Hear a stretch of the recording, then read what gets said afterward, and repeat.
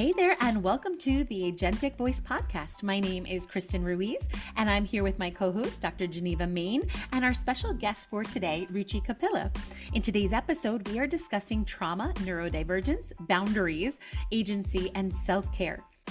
And don't forget to follow and subscribe to our channels on Instagram, YouTube, and your favorite podcast platform.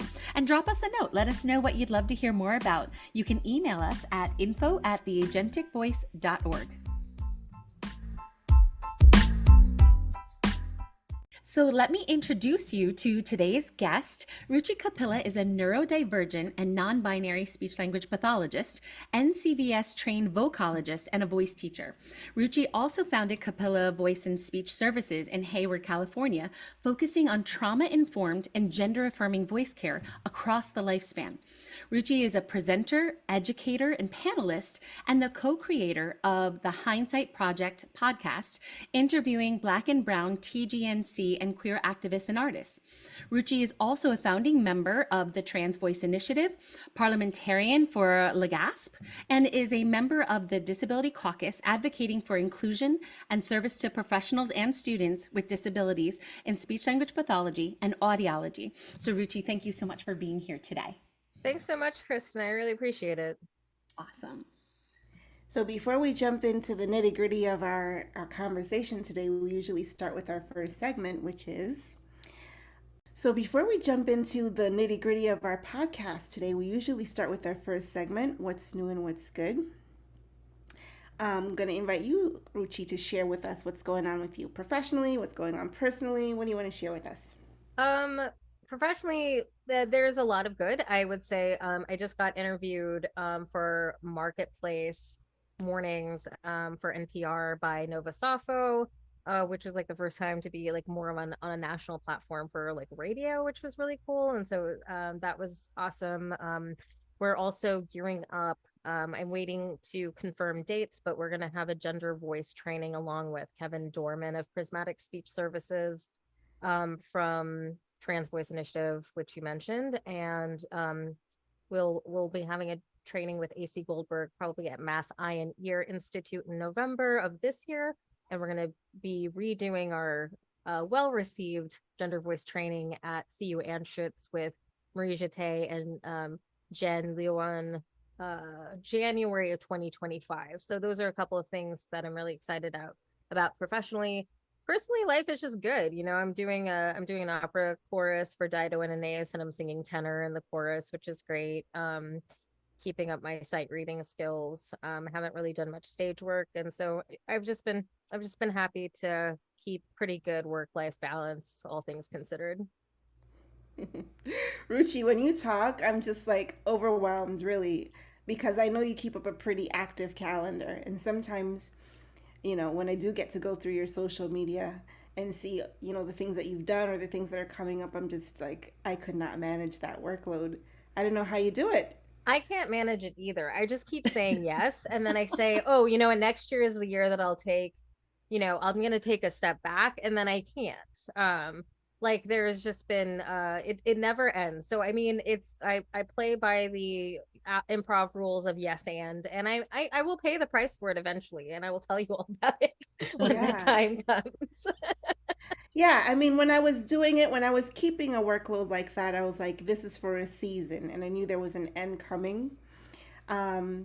And so now that like I finished my doctorate and I'm into that phase where I'm just disseminating information and things are slowing down, I'm doing some writing, but things are slowing down for me. That feels really good, and it's like relearning how to be normal again, you know. But I just when I hear you talk and Bex, who was on a couple episodes ago, the amount of things they had coming up, I was like, wow, you know. So part of it, I think, is the urgency of the work, yes, and how close it is to your heart. I think that's a huge part of it is that, and that, you know, time is important, community is important. You know, one of the things I jokingly and not so jokingly talk about with my husband is that I totally anticipate that there are going to be plenty of people to take my place and additional places in terms of providing this work. And, and I really want there to be, a robust foundation for those folks as they take it on. And so I think that's why, I'm just like, life is giving. So it's important to take advantage of those opportunities, but also to like check in with oneself and make sure that, um, I'm remembering what life is important for, and that I'm getting to relish it as well. Yep. Yep. It's good that you see these opportunities as not just fulfilling, but fun and a part of you too. So that's good. Um, you know, I'm in that phase where I'm literally smelling the flowers. I'm trying to get back into one of my loves, gardening. Hmm. And the gardening is showing out this year. It's like ridiculous. So I have like plants flowering that haven't flowered in the last 2 years since I got this house. And so now I know what kind of plants they are, and they're just gorgeous. I have like so many different varieties of hydrangeas, Oh, purple and pink and blue and white. And I'm like, this is gorgeous. And That's lilies and beautiful. roses. oh And my goodness. it's a lot of work. The gardens are a lot of work. Weeding and watering, like now that we're in a heat wave, Mm-hmm. but it's also the kind of work that feeds your soul. It's like exercise, and it's inspiring to look at beautiful things. So Mm-hmm. that's mine. What's doing what's good is enjoying the garden this year. Yeah. Yeah.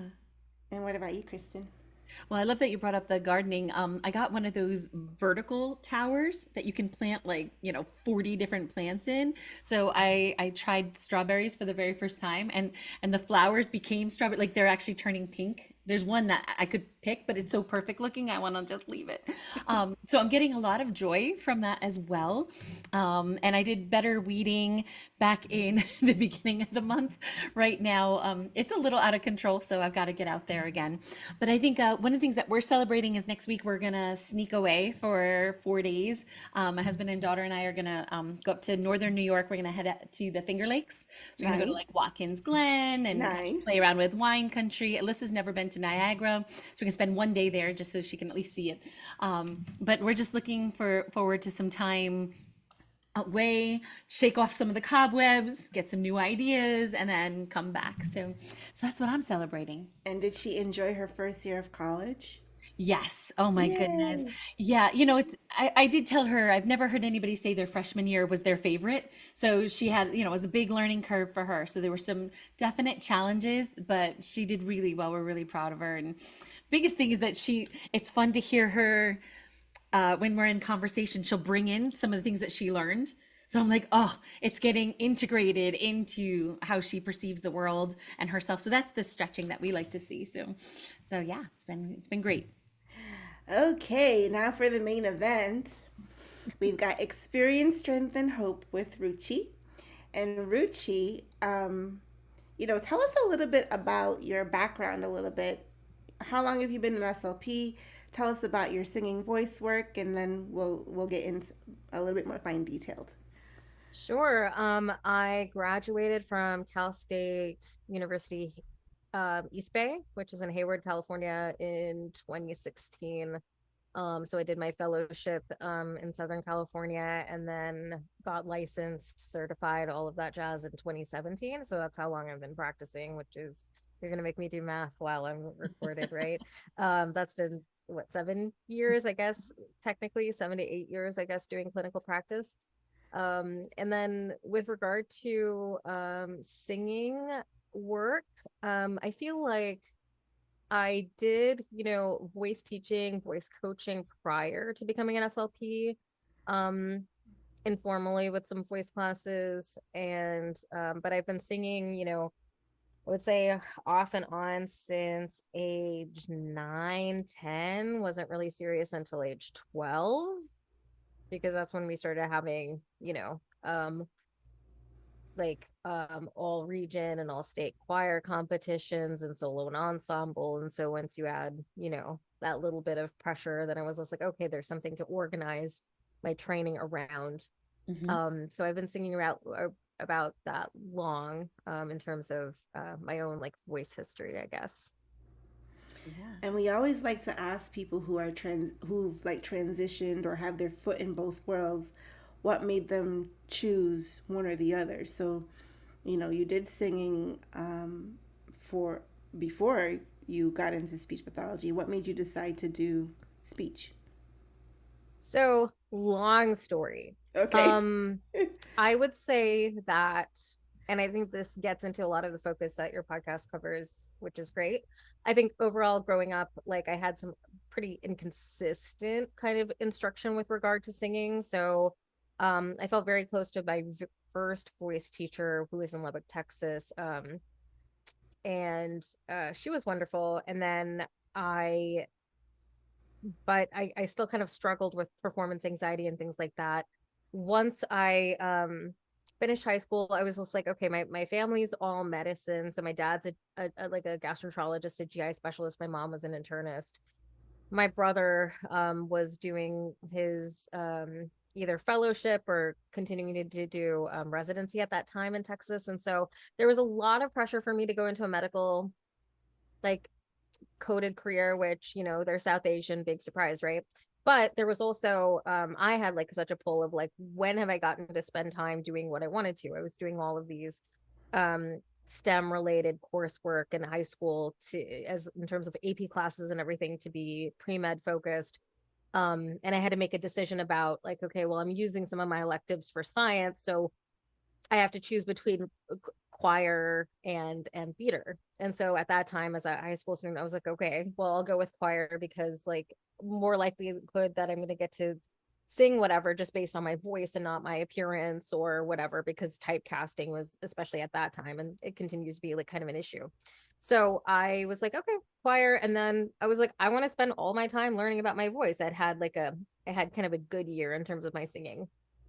So I went to Texas Christian University initially for vocal performance, but I was also pre-med at the same time, which is like the worst decision anyone can make unless you're going to take as much time as you want, because, most college classes, right? You're taking a few hours at a time, like a lecture once a week, and then you have all this time to study.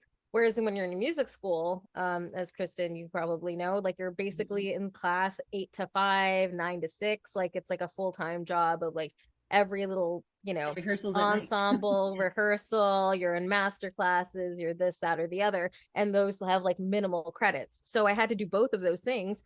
And I just wasn't really great in my science classes because I'm like having to learn all of this other like very like entrenched and like specific information about music. But I had like a big love affair with music theory and ear training. So I was very good at that like technical stuff, but I didn't really, I think, and I'm not going to blame my voice teacher for this. I think like how we think about pedagogy and how we think about voice science is completely different now than it was in the early 2000s in terms of training. And so I think a lot of it was like I had some trauma around my voice, didn't get the support I needed to understand things differently as a neurodivergent learner, and I didn't know that all about myself.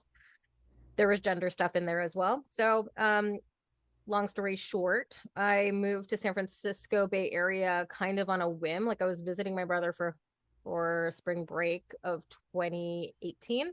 Mm-hmm. And then I dropped my classes because I was like, this is so much better than being where I'm at. So I did. I started taking voice lessons in the city, did tutoring, worked jobs, and then, basically 4 years later, my brother gets married. My parents moved to California from Texas. And then there's like a shotgun period of like, so you need to figure out what you're going to do. You need to finish your like education. Like, we're not going to like, we're not going to support you in just like kind of figuring it out. And so I was like, okay, I got to figure it out. So it was like, okay, I have this medical background, have a clinical kind of focus there that I probably would be decent at. I've been singing for this long. I've been really interested in voice work. What's going to help me put these things together? And so I chose speech language pathology because I was just like, okay, I can probably get into the program that's here, most likely, and we'll see if it works. And that's kind of the origin story. Yeah. A long one, but Yeah, no, that was great. And you told it so fluently. You spoke a little bit about neurodivergence. Has that impacted your work in the field, in your education? in so many ways. I think when it comes to, if we're talking about singing voice, like believing in most of my background was classical voice until I've gotten older, and currently I work with my personal voice coach is Billy Golner, who does mostly contemporary commercial music singing, or CCM. But like before then, like looking at opera roles, I was like, I don't believe these people. I am not like this. I don't know how to sell this idea. And part of that I think was like around kind of like maybe narrow what like Western constraints of like femininity, masculinity stuff, and I didn't know how to verbalize that.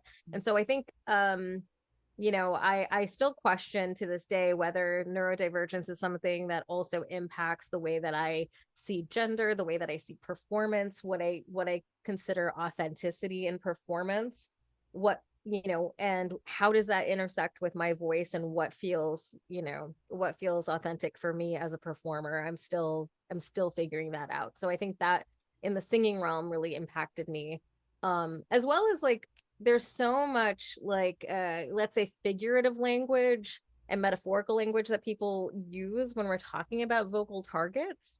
Like, you need to sing from your chakras, you need to sing from this, you need to think about this, you need to lift high and back or forward or this or that. And I'm like, I don't know what's going on. So it wasn't without speech language pathology that I could be like, okay, so these are the things that are actually happening, yeah, technically during the voice. And there are all these mysteries about other things that we are still trying to figure out are happening at the same time. But I needed some of that concrete data to be like, okay, so this is the stuff I have control over. These are the things I don't have control over. And the imagery is only as helpful as whether it connects to something that is meaningful for me to get a desired outcome with the least amount of tension. And so I needed both worlds to kind of put things together. And I think that was the piece about neurodivergence for me. And so I don't know, it's a chicken and the egg sort of situation. I don't know if it's the, you know, autism, ADHD came first, or what happened, or what percentage of this is trauma and what other parts are mental health related, but it is some sort of wonderful cocktail of situational stuff that kind of impacted how I learned, how I integrate information, how I work with people now, understanding where people get stuck. And so I think, you know, what's been really meaningful for me is that like I have this lens that I can at least reach people who cannot be reached in you know, typical ways. And then we're finding out more or less that people are not typical.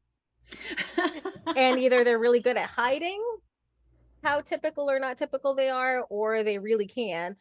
But like we're learning about, you know, all of this essentially in neurodivergence and neurodiversity.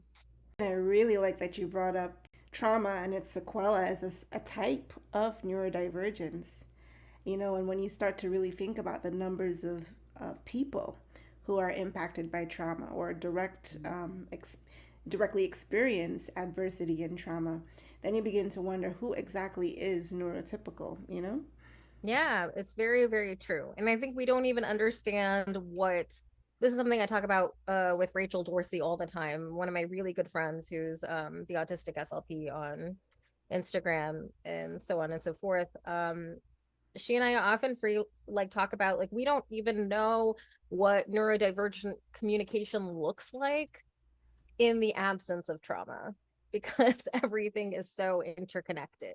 So we don't even know how people would communicate if they go through healing, what happens, and how those changes are happening. And, you know, I've talked about, you know, I don't know how publicly I've talked about it, but even my own challenges, whether it's within the field or within my family or within community spaces around like getting support around neurodivergence, and the way that I communicate now is a completely different animal than, you know, when I just got into the field or before then, or the summer I was at SVI in 2018. Those are all completely different versions of Ruchi communicatively, in terms of singing voice, in terms of integrating information.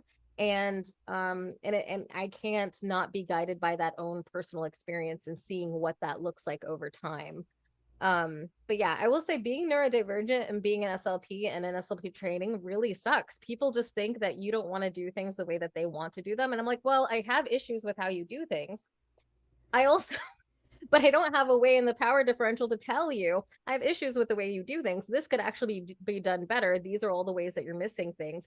And having the access to the communication to tell you in a way that you'll actually receive it and it feels copacetic is just like not feasible.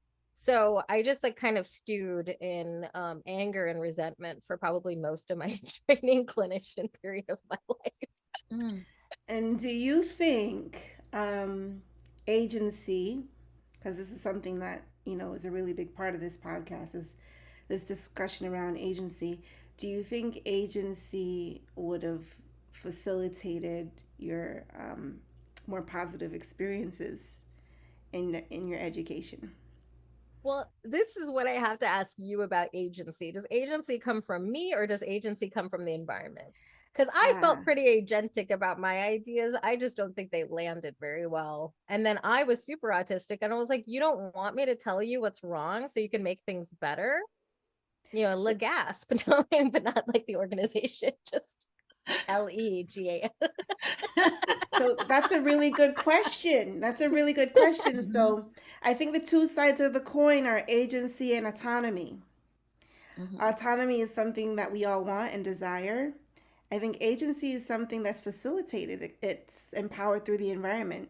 And people can lose their agency depending on policies and practices It's the and the power systems context. at work. Mm-hmm. Right. Yeah. Mm-hmm. So we should have So, had this conversation before I even entered the workforce, Geneva. You could have saved me a lot of time and pain and discomfort. Well, I mean, because it is so much more complicated than that. And it's like, I also think about people who are in management positions or people who are faculty members, having been, a professor for the first time, for phonetics at Cal State East Bay. I didn't know I would necessarily go back this soon to teach, but I did.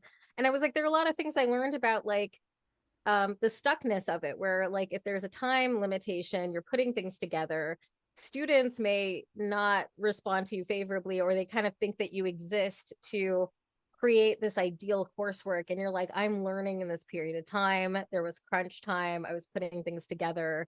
And then also learning that you're not like the ideal personality type. So, I know that there are probably parts that I needed to work through in my training period of like, not personalizing, which comes from my trauma history of like a belief of like, I need to make everyone happy, or I need to control as much in this environment so that people will not find fault with me because that's the only way I can feel safe. So like that doesn't set somebody up to take critique really well.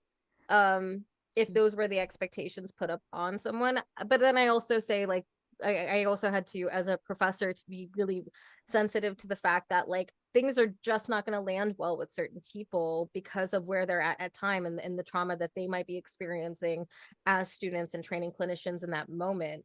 And it's important to hold space for people to have their experience, whether it's negative or positive, um, and to be open to providing resources so that people know that they're supported and that you can say, hey, I've been in some version of this soup when it was boiling, Mm-hmm. like, and I'm not like I don't have like a perfect answer for like to how to shut off the stove, but in this moment, and it may not be clear to you, but I will say that like I know that this sucks. It sucks to be in this situation where you're struggling, you're trying to navigate career, navigate integrating all of this information and finding yourself as a clinician, and then having to deal with me being neurodivergent and learning how to teach a class. Like that's not fun. I get that. and that's not your only, minoritized status, right? No, There's a lot of things coming into play. So it's absolutely. an interesting question, something that I play with in my mind occasionally, like when it comes up, like as with this conversation. You know, people in power are invested in controlling who has agency and who doesn't, right? And when it comes to something like ability, then it's easy to say this person is not capable of agency. Mm. Um, and then there are stories, narratives told that, oh, maybe a woman should not have as much agency because of X, Y, and Z. Or someone of color shouldn't have agency because X, Y, and Z. or whatever it is, someone of a certain age, whatever it is. But it's an interesting question of how do we decide? How do people get to express their autonomy and when they are given agency? Something to think about, and your story and the way that you expressed it has those things going around in my mind. Anytime you post, you just always have me thinking, Ruchi, always. That's a big compliment. Really? I really need to get some content that feels like empty filler content. I'll work on it. Oh, but you're good at that stuff too, like the X-Men stuff that you post, and all the 80s and 90s stuff. Oh, that's the X-Men cool stuff. Oh yeah. That's sharing. That's easy for me. I'm like, oh yeah, this is what I'm watching. This is what's on my mind. I appreciate that so much, and I think and I think what you hit on was like, this is the why I keep working as much as I do, because I'm like, the sun is shining and the hay can be made, even though I wouldn't know my first way around a farm if you left me there, but like, the hay must be made. And I think if I make the most of this time, that means that more people will have autonomy and agency working in this vein if I do as much as I can, Mm-hmm. and that's what I'm hoping, that's what I'm hoping to do. I'm just curious, in education, whether it's academia, public school, private work, it's so easy to carry on cycles, right? Because the most natural thing is to just carry forward whatever we experienced. So I'm just curious, in what areas, especially for those of us who have experienced some kind of trauma related to our voice, whether it was physical, psychological, emotional, power struggle, the whole thing. So where are you interested in breaking some of the cycles that you've seen? Everywhere. I think a lot of it has been just even in, there's a piano bar nearby that I sometimes go to called The Alley. I would go, and I was just like, this is a place for me to work on the performance anxiety piece. Mm-hmm. Some of the things I actively work on is there are going to be all kinds of different singers. So making the effort to listen and to make space for, this is not a judgment space. This is not for me to assess anything, even though that's very much what I was coded to do, especially in classical voice training. Sure. I think there's a lot of the culture in especially classical voice is a narrow expectation of like what we value and what is beautiful and what serves the art. And I feel like there's a lot of that is stuff that I'm undoing actively, as I listen to people online. And I have I had a history, and I think part of this is like my neurodivergent sort of training is that, the cattier and funnier that I am being catty will allow me to feel accepted in voice spaces. Like if I can be super critical and super aware, then this will allow me to be liked, or people will think I have some, specialty to talk about vocal pedagogy because I have this thing. And I found that was not my value. That was a value that I had like taken on, or I had manipulated to make something, helpful for me to be a part of these voice spaces. Mm-hmm. And I was just like, I need to let that go. Cause I was just like, because being a voice worker, and especially when we have these like quote unquote like wounded healer feels or vibes that go into it, where I've been there, I've suffered these things, I've moved from that, I have residual trauma, like how am I most useful for the person I'm working with?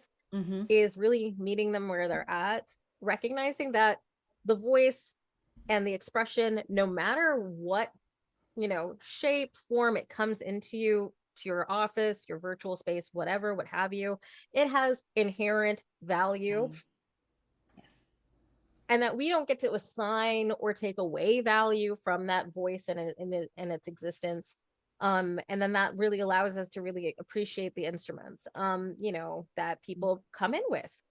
So, and I have my cringe moments where, I know that things are coming up as I work with a client where I'm like, I can feel like these like snap judgments, but I do a lot of in my own personal therapy internal family systems work. And so I understand that a lot of those are like different parts. And I have to think about like, what are those parts trying to achieve in this moment when they come in with a critique? Is it about keeping me safe? Is it about keeping me to feel like I'm the expert? Is it to make the situation manageable? Is it to give me this idea like I know what to do with this person because I have diagnosed, quote unquote, diagnosed it correctly or critiqued it in an accurate sort of way? Is this about, you know, I feel disconnected from this person and so I need to other the person I'm working with because like this disconnection is uncomfortable. And so I have to pause and think about all of those things as they pop up if I work with a client and like things aren't completely copacetic or completely easy and coming up in those challenge points. And so, and a lot of times I have to remember that that's an invitation for me to ask questions and see how's the other person feeling? What's coming up for them as they work with me? Am I getting their most authentic or honest representation or the safest version of them? What am I reacting to in this moment? I think, you know, Geneva, it's probably not new to you in your research and time working, but especially kids who have grown up in trauma, have been around, you know, potentially like narcissistic family members or family members who've required a lot of emotional care from kids. They'll tend to be overactive in a sense of like looking for the things that are wrong, trying to figure out what is safe and what's not safe. And I suspect, I'm not going to speak as like an expert in this area, but I'll say I suspect as a clinician, if you have some of those things that come in terms of childhood trauma when you're working with other people, that like you'll look for things that make you feel unsafe, or like how can we take care of this person's feelings, can easily come up whenever we're thinking about, as a private practitioner, how do we make this customer happy? But you have to draw the line in terms of like what's really in your power to do in this session and what really serves like the honest work. Like, I don't know if any of that lands with you or is stuff that has come up for you as It does. providers. I think boundaries are hugely important for caregivers. First and foremost, you have to take care of yourself. And I love Gwen Merrick said, when you're practicing trauma-informed care and you are caregiving to others, you have to apply those principles to yourself. Are you applying resources to yourself? Are you doing the things that boost your own resilience? And I think oftentimes when we get over-invested in someone else's, we're not doing it for ourselves. It's a fine balance. So like, for my own personal practice and well-being, I try to journal every day. On really good days, I do like a morning journal where I'm setting goals and setting intentions for the day, and then a debriefing at the end of the day, like what did I do, what couldn't do, what went well, what didn't go well, and really just checking in with my thoughts and my feelings and my experiences, because then I can see, did I break boundaries? Did I live up to my values? What's important to me? Did I do things that I enjoy? Because that's an important part of my own well-being. And anytime those things are off consistently over, I would say even just a couple of days, my mood and well-being is not going to be in a place where I will be useful to other people. It's just like working on fumes. So I think you're correct. I think having boundaries is hugely important when you are a caregiver, when you are a provider for other people. I love these two dimensions, that idea of the self-care and being honest about where we are, and then holding, like Ruchi, what you said, like the authenticity of the true work, you know, so that in that sense, if we're holding those two things, I see it as a liberation from ego. Because I think when we put our ego on, you know, that our sense of success is based on what these other people are doing that have come to us for help. I've just seen that abuse so much over, especially being in arts and conservatory settings. Yes. And in professional performance, that I can't tell you how many times I've seen beautiful, spirited people treated as if they were like dismissed, they were discardable because it didn't serve the ego of the person who was in charge in that space. And then when we're mixing it with like singing art, that's also really problematic. I mean, Yep. I can't tell you all how many times, you know, I was like pretty, yeah. I mean, I definitely experiences like feeling cast aside, or that, you know, when I, you know, when I first auditioned for Texas Christian University, like the late Ronald Shirey, let him rest in peace. So like no tea, no shade. But he said to me, he was just like, well, congratulations on all of your calculus related and math awards, because I had it on my resume, as if like I didn't have enough of a focus on voice, or that like, oh, you're one of these people who doesn't belong here because this is something that you're good at. And there were many times where I just felt like I was like, there was just like, you're not the right fit, or you're not the like, you know, I don't know if singing is for you, and getting that kind of like feedback. You know, I even remember I was struggling a lot with singing at that time, and I even remember hearing my dad, you know, talking to my brother on the phone, and he's just like, Ruchi wants to go into like, wants to continue to do a music major, and she's not even good at music. And my father is like, my father is like, I won't say tone deaf, but definitely pitch, has done no training in terms of singing, but likes to sing. And it was just like, it was a really hard hit. He does not agree on this point to now. So don't, you know, don't give him too hard of a time. But then to like look back and say, okay, well, I just needed to find support. I needed people to understand what it was that I could do with my instrument. And as of anybody from that particular institution who's still singing, even if it's just for myself, I probably have one of the healthier relationships with my instrument as compared to people who did well or were encouraged at that time. It's really that I feel like that's really problematic. It makes me sad to hear like, of all of those different people with different instruments who are really supported, not having this very current relationship with their voice, or being like, you know what, that period of my life was so traumatizing, I don't know if I can go back to singing classical music, you know. Mm-hmm. Like that part breaks my heart. Well, I think that this ties into what you said about every voice, every person has innate value. And I'm not going to share the name, but there's a Tony Award winner who I know who in university was not cast at all, was treated as you know, bottom tier. Oh, Tony Award winner for a solo role, not for a play, like for actual singing. So I think we have to be really careful in our expertise, in our education, not to be dulled by what we know and lose our curiosity, lose our sense of I guess that sense of humility. Of there, everybody has the option to grow, and not one of us can determine where somebody's gonna cap, you know, Yes, if there is such a thing. I think when we keep things like evidence-based practice, first and foremost, I think that can dispel a lot of ego. It can help.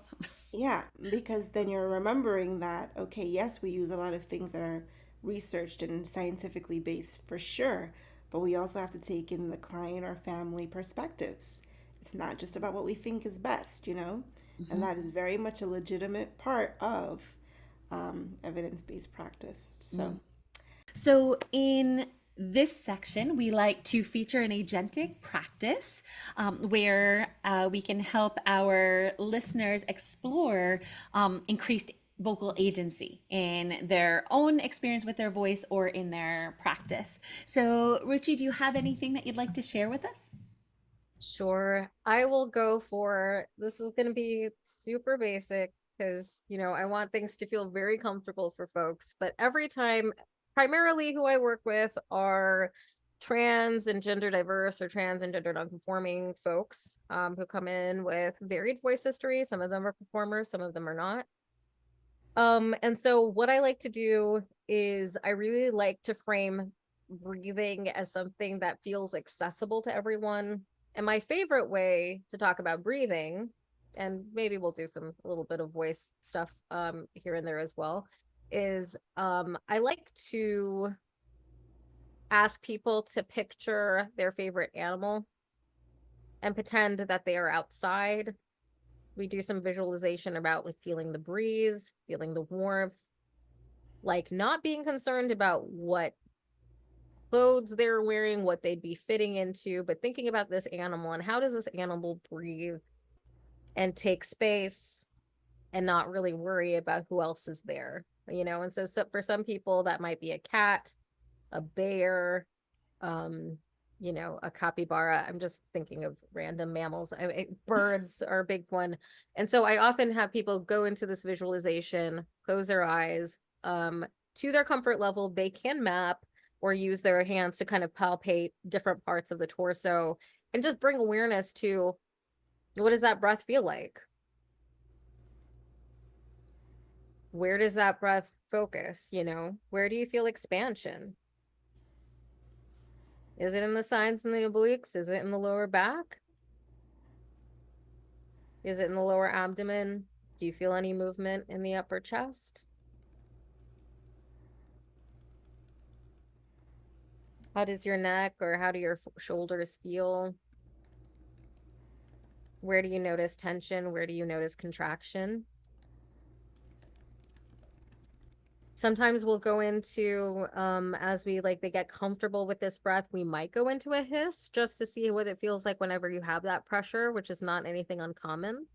Sometimes we'll go into more of that like yawn sigh sort of feel of that, just to see, okay, now we have this breath. What does it feel like to voice over? And then we do just check-ins around, do you feel like anything gets caught anywhere?